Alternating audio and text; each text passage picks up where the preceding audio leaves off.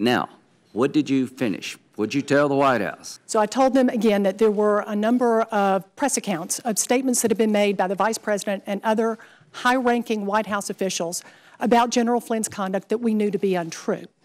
And we told them how we knew that how we had this information, how we had acquired it, and how we knew that it was untrue. And we walked the White House counsel, who also had an associate there with him, through General Flynn's underlying conduct, the contents of which I obviously cannot go through with you today because it's classified.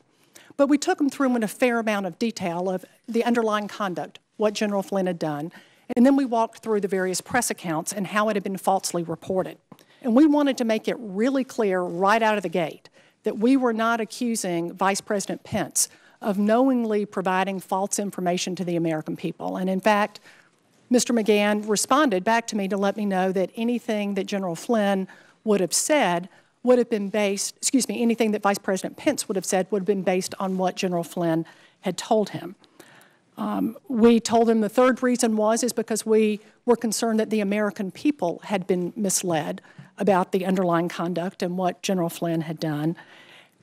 And additionally, that we weren't the only ones that knew all of this, that the Russians also knew about what General Flynn had done, and the Russians also knew that General Flynn had misled the Vice President and others.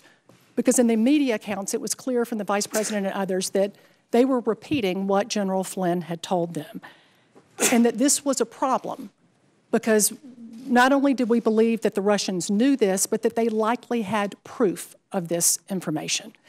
And that created a compromise situation, a situation where the National Security Advisor essentially could be blackmailed by the Russians.